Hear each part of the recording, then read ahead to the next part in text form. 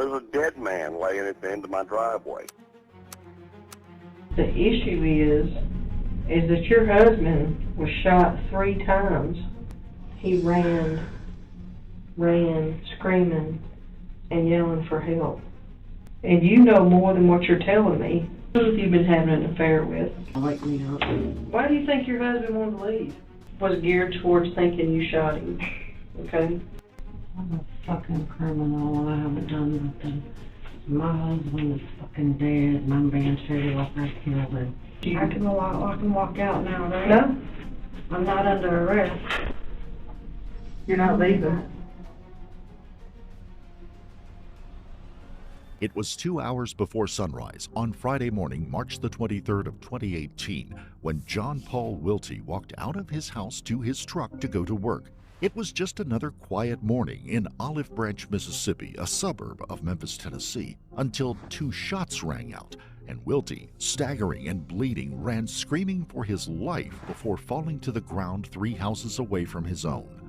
Another shot rang out, and the 50-year-old father, stepfather, and husband was dead.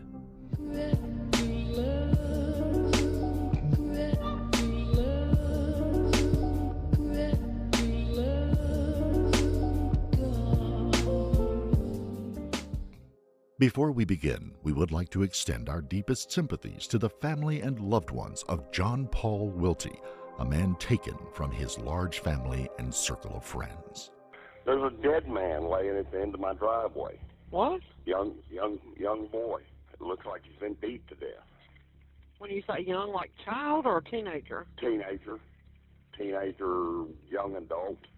I mean, his face is pretty messed Now, up. do you check? Do you see a pulse? Can you, see if he's breathing or feel a touched pulse? him. He's Okay. dead.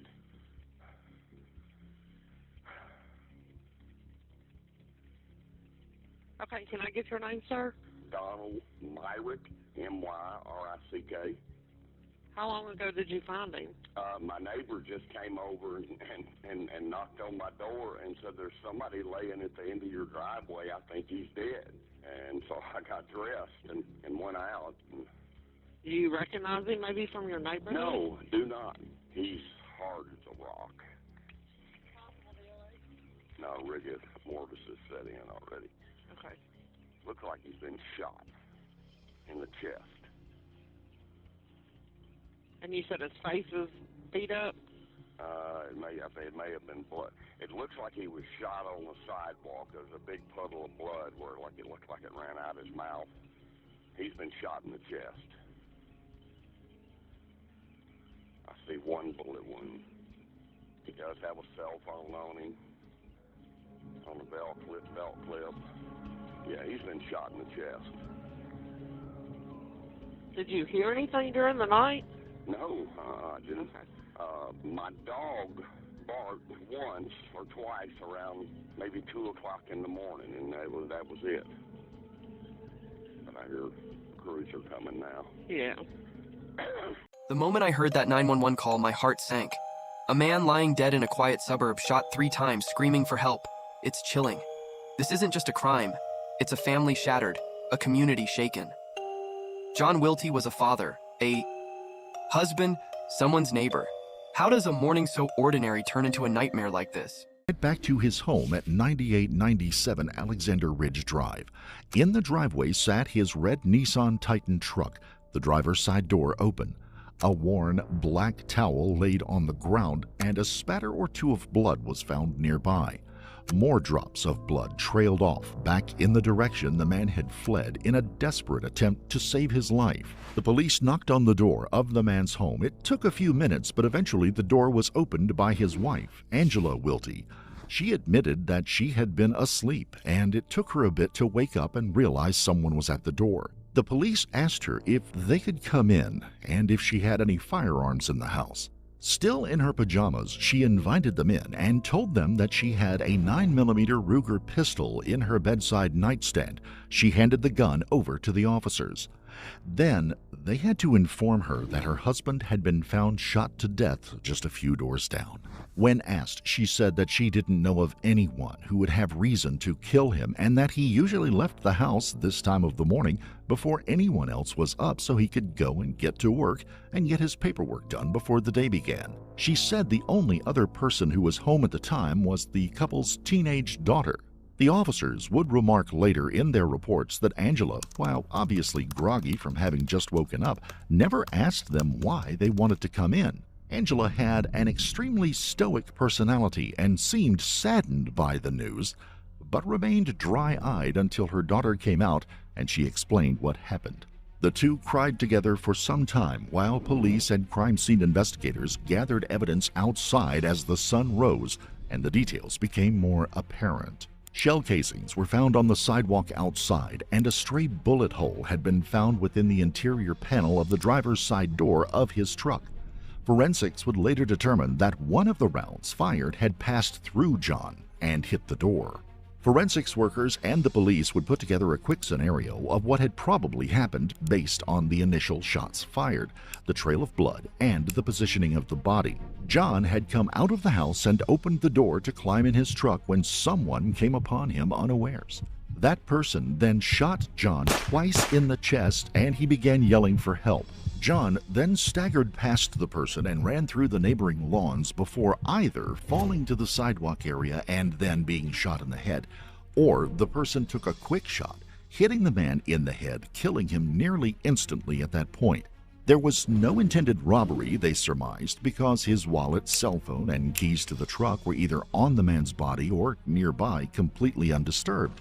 There were no signs the truck had been rifled through either, by investigating and interviewing the spouse. The pajamas that Angela was wearing that morning were confiscated and turned over to the Mississippi State Crime Lab for gunshot residue testing and to check for any blood droplets that might have been caught on them had she been involved in the shooting. Then she dressed and came down to the police station. There, she provided her cell phone to the police for a data copy before it was returned to her. The interview began by looking into her contentious relationship with John, centering on the difficulties the two had. Any point yesterday were y'all arguing, fussing? We have arguments like every other normal couple. Because we work a lot. We have a lot of debt over our head. We're just now getting to where we can see above water. And he likes, like I said, he likes to shop. But he likes to do his own thing too. Right. So yeah, we had one of our normal arguments. And what was that over about? Money. Financial arguments? Yeah. Because he wants a car. He don't like the truck. And we can't get another car. Because when his other car got stolen, before he came back to me, his car got stolen. And we had to get that one paid off. Insurance didn't pay for it? He had just had it. He got it like that December. He made the down payment in December. Because he had totaled his previous truck. So when he got back on the truck, he put money down on the car. And being said, I guess the blue book value of the car, he gave more than what it was really worth. And the insurance paid a good bit of it. We still owed a few thousand on it. So within the last year and a half, we tried to clear up all his debt that he got into while he wasn't with me. Okay, and you said y'all broke up when? 2015. We had a big fight. It was August 21st. 2015? Yeah. And what was that argument over? He was drinking Jägermeister, which John never drinks hard liquor. He's not a drinker. I've got 4 Bud Lights that's been in my refrigerator for probably a year. He doesn't drink. Okay. He never drinks? He hasn't drank anything since he's been back. He might have drank 2. There was a 6-pack. He won periodically, but he's not a drinker. But on August 21st, he was drinking Jaeger. Yeah. Where did y'all live then? We weren't together. Okay. We were living separately. He lived in an apartment. I lived at the house, and he called me over to the apartment. He had been drinking. We had had a big fight prior to the incident, and he beat the shit out of me. So you went over to the apartment, y'all got into a fight, and then he beat you up, and then what happened? He went to jail. You called police? No, I didn't. I wasn't able to call the police. He was trying to kill me. He told me. Somebody else called my the police? son did. My 18-year-old. Was he with you? He was driving. I wouldn't drive that night because I've had like 2 Smirnoffs, and I'm not going to drink and drive. Okay. And I told him, John, I don't need to come over there because it sounds like you're upset. So we ended up, we've gotten through all that. We've got fines. Well, he has fines to pay. He's on probation. We moved past all that after him and Julia split up, and he came back home. The two continue discussing the relationships within the family, including the number of children and stepchildren the two shared. He's got 6 kids. During this 16-year period y'all were together? No. Prior to y'all's marriage? He's got 5 before us. Okay. And then we had together. He's, the doctors told us when me and him went to the doctor one time, he has, what I guess they call it a sex addiction. That people can't control. And they all have the different parents? Josh and Chris have Twins. one. Mm-hmm. And then Ashley and Crystal have one. Okay. And then John Paul has another one. Okay. So it's 3 baby mamas, and then we got. Okay. Like I said, John was never a bad person. He was never a hard drinker. That incident, and I couldn't do anything because the state took it in their hands when the incident happened. But I told my son, you should have never called the cops. He was like, Mom, you cut him open. You cut him open? During the incident, and I don't even remember doing that. Where'd you cut him? On his knees. Both of them? That's what he told me. Because when I've always carried a pocket knife on me, which I don't have today. But, and I guess when he was, because I know he had me on the ground, beating me in my head, telling me he was going to kill me. And I don't know, that fight or flight kicked in, and I just went to swinging, thinking that he would back up. I don't know. But, like I said, we both drinking. We moved past it. We're almost through this 1129. We've been paying all that money out, just trying to get through that. So that was in August 2015. Mm-hmm. Okay. You know, this is like the only person I've ever loved in my whole life. Mm-hmm. Never knew what love felt like. Angela's story about her marriage pulls you in 2 directions. She talks about love, but there's this undercurrent of pain, fights, a brutal past incident. It's hard not to wonder, was she hiding something behind that stoic face? Domestic. Violence leaves scars, and I can't help but feel for her daughter, caught in this chaos. What was really going on in that house? To press that a bit. Me and my husband don't have a horrible relationship. Have normal family issues. Because I've been doing this a long time, okay? I got 20 years just at this. I'm scared to death right here. I ain't even gonna lie, I ain't never been in the jailhouse like this. Well, I'm going to tell you right now, I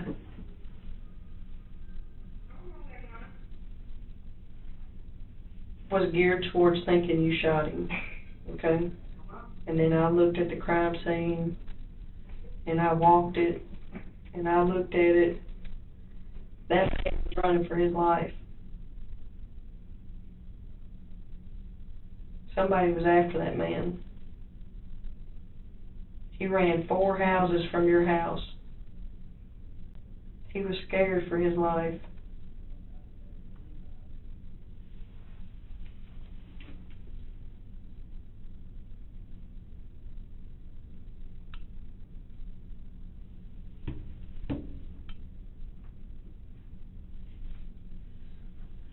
I don't know who else he...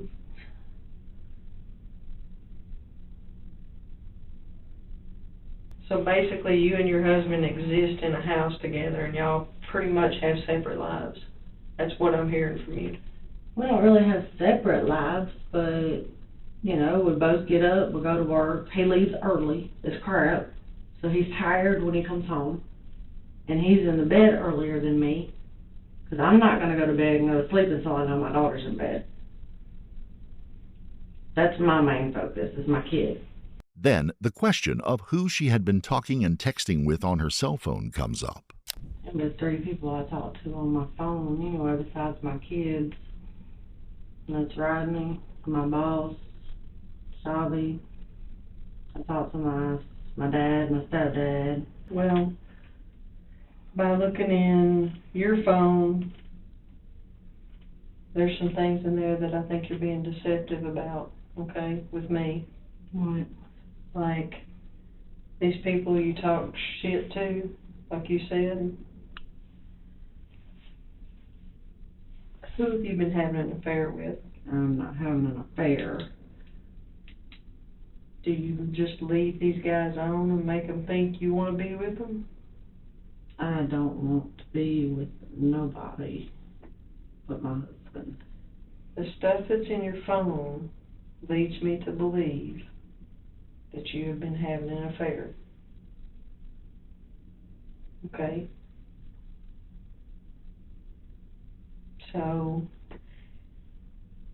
I need you to be completely honest with me. Because phones don't lie. No, I know. Okay? Texting don't lie. It's there. It's in black and white. And the stuff that's in his phone, he's going to leave you. I figured that's probably what we were coming to when we started back fighting over money. It's always fighting over money. But you have, the money's not the issue right now. The issue is that your husband was shot 3 times. And he was scared for his life.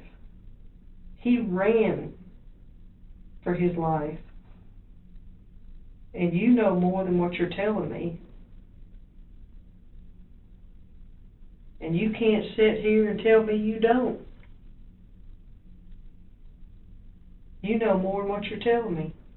I don't know anything as far as him getting hurt, because I would never want to see him get hurt. I've always been there to protect him. Black and white don't lie. You hear me? Black and white don't lie. Phone calls, cell phone locations. What's that mean? That means I can ping anywhere in this town and they will tell me what cell phone was in that location. Okay? And the location, like this morning? Yeah. When I was asleep? Yeah. But you know who came over there. I don't. I swear I don't. You know I can pull all that off your phone.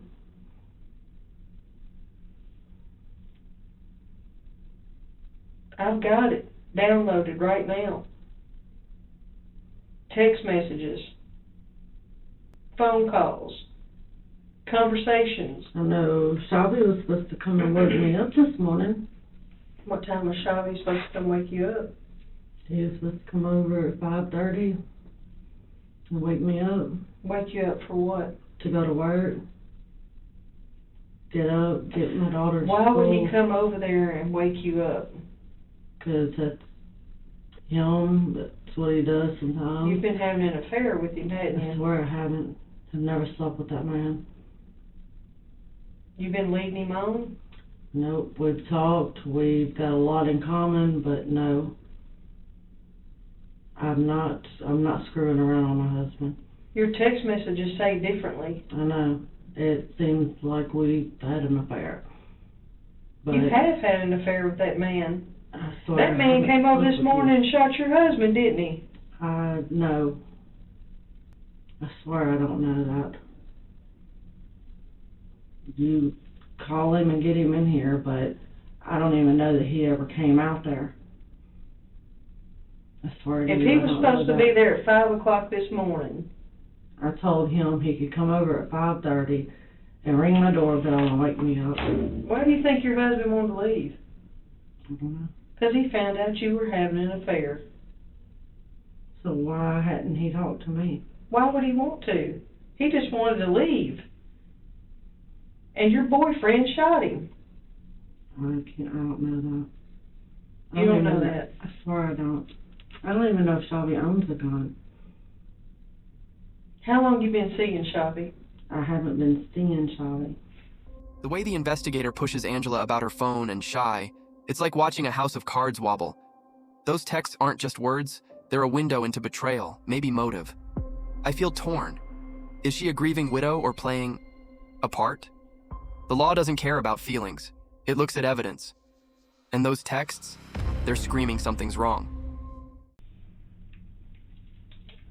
It's been a rough day, huh? What happened? We were fighting for 2 months. Really? And she got unhappy, so she left. Really? Alright, well let's go back over this with your mom, I guess. Explain to me again how this came about. So, I think it was, I forgot how long it was before she told me. Mm-hmm. And you can't remember about how long it was? Oh, it's been a minute. Okay. It's been a while. Cause when did it happen? Like August, something like that? Around there? March, or, I think. March or August, something like that. And I was living with Sia. Mm-hmm. And I think a week prior to living with him, she calls me, and she called me while I was at work, and she told me, she's like, I need to talk to you. I was working at Brightsview at the time. She said she needed to talk to you. She told my brother the same thing. Who's your brother? Dylan Casey. Dylan? But Dylan don't know nothing. Okay. I'm the only one that knew about it. Okay. Like, she actually told. Gotcha. So she took all 3 of us in the backyard, and she told us, she's like, well, I'm probably about to get locked up, I don't know. So she called all 3 of you back there? Yeah, but she actually told me who did it. Were you by yourself? Yeah. So this wasn't when she had all 3 of y'all back there, she didn't tell them to. Okay. She told them, she pulled me to the side and started talking to me. And then she told me, she's like, there's a gun sitting in the backyard of yours and Cio's house. This is when I was living there. I didn't know nothing about it. Mm-hmm.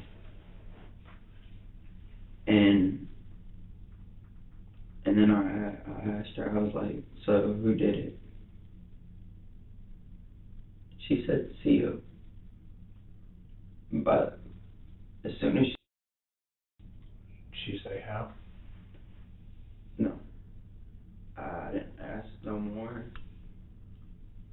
because my dad was telling me, he was like, there ain't no doubt about it, she was involved in it. I didn't want to believe it.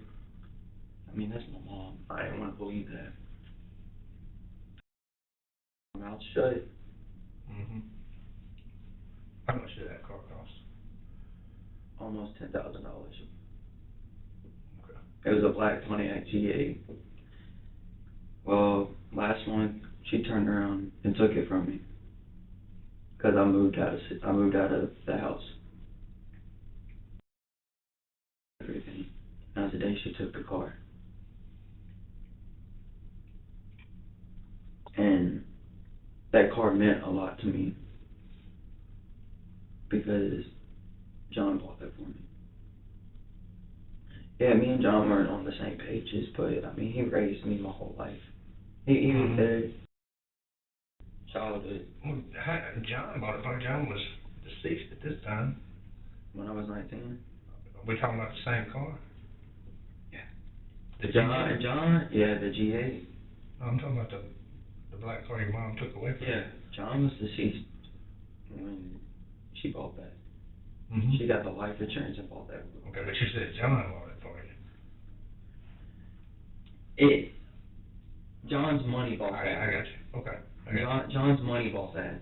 So technically, I say John bought that car. I got you. Okay. And that's the reason why I love that car. Because, yeah, me and him had a rough time in my childhood. Yeah, me and him said things. But, I mean, he raised me. That was like my father. Even though my biological dad's sitting up there. But my mom did tell me CO did it. And then I get a call Tuesday from my old boss saying, hey, did you hear what happened to CO? I was like, no. Mm-hmm. But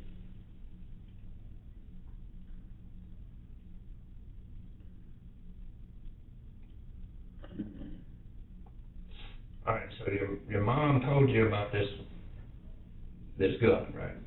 She put y'all all three were in the backyard. But she only told me. She pulled you to the side while them two were still standing out there? Were they right beside you when? No. They were sitting on the patio. Mm-hmm. Okay. And what did she tell you about that? She told me, she didn't describe it. She just told me where it was located.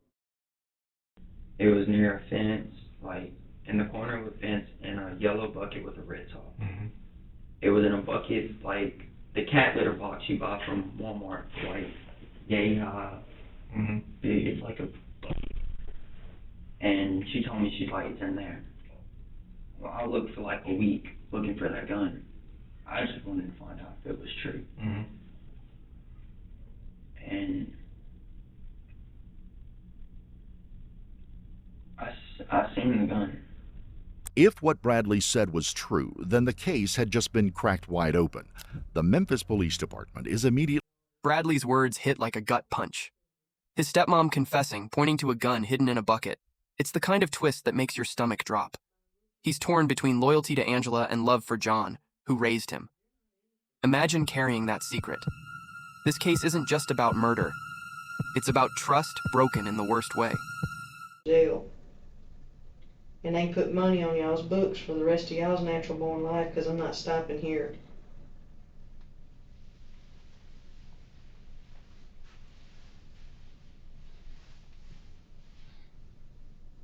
C.O. Norville would not turn evidence in the case, and at the time he had no idea who had turned him in for having the firearm and ammunition. It would be March 3rd of 2019 before Angela Wilty would be arrested and charged with the murder of her husband, John Wilty. During the intervening months, the bullets recovered from the scene and John's corpse were determined to have likely been fired from the same gun that was found at Norville's home. The shell casings found at the scene of the murder were an exact match to those found in the ammo box he possessed as well. And even more damning, while there were no fingerprints taken from the pistol, there were small flecks of blood on the barrel that were an exact match for the blood DNA of John Wilty. Bond for Angela Wilty was set at $1 million, and she would eventually turn evidence and plea bargain for a reduced charge of manslaughter. She would receive a sentence of 20 years in prison. C.O. Norville would strangely be acquitted on the charge of murder, but he would be found guilty for the possession of firearms and ammunition by a convicted felon. He will most likely spend the rest of his life in prison. Angela would be sued in court for the return of the remaining assets from the life insurance policy, paying back over $500,000. Angela's 20 years for manslaughter. Norville locked up for the gun. It's justice, but it feels hollow. John's kids are left without a dad, and money from that insurance policy can't fix. that pain. This case makes you question, can the law ever truly heal a family torn apart like this? I'm left wondering what could have been done to stop it.